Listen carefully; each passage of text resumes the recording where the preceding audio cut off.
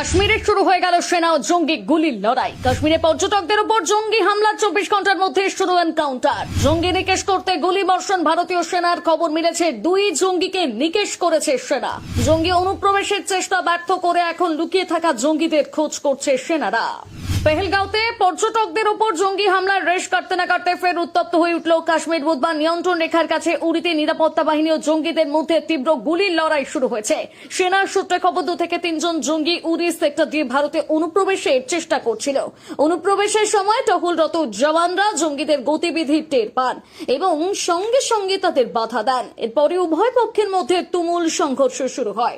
ভারতীয় সেনাবাহিনীর চিনার কর্পস তাদের অফিসিয়াল এক্স হ্যান্ডেলে এই ঘটনার সত্যতা নিশ্চিত করেছে।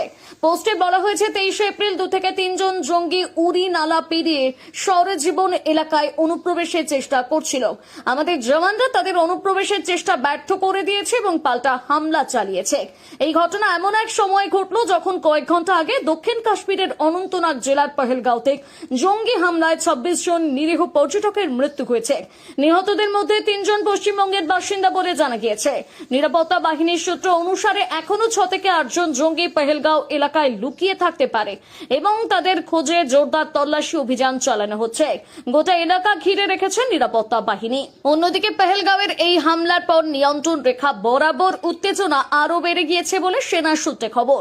ভারতের পক্ষ থেকে অভিযোগ করা হয়েছে, পাকিস্তান সেনাবাহিনীর পুঞ্চের কাতাপানি এলাকায় সংঘর্ষ বিরতি চুক্তি লঙ্ঘন করে গুলি চালিয়েছে। ভারতীয় সেনাবাহিনীও এর যোগ্য জবাব দিয়েছে বলে খবর। জম্মু ও কাশ্মীরে পরপর এই জঙ্গি হামলা এবং নিয়ন্ত্রণ রেখায় উত্তেজনার ঘটনায় স্বাভাবিকভাবে স্থানীয় বাসিন্দাদের মধ্যে আতঙ্ক ছড়িয়েছে। পর্যটক মরশুমের শুরুতে এই ধরনের ঘটনা পর্যটন শিল্পের উপর বড় ধরনের প্রভাব ফেলতে পারে বলে আশঙ্কা করা হচ্ছে। প্রশাসনের পক্ষ থেকে জানানো হয়েছে, উপত্যকার নিরাপত্তা ব্যবস্থা আরো জোরদার করা হয়েছে এবং জঙ্গিদের নির্মূল করতে অভিযান অব্যাহত থাকবে। পহেলগাঁও ঘটনার তদন্ত দ্রুত গতিতে এগিয়ে চলেছে এবং দোষীদের কঠোর শাস্তি দেওয়া হবে বলে আশ্বাস দেওয়া হয়েছে।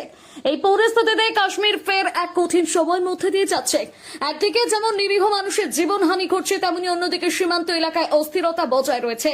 কাশ্মীরের শান্তি ফেরানোর স্বার্থে সরকার কি পদক্ষেপ করে সেদিকে এখন নজর গোটা দেশবাসীর।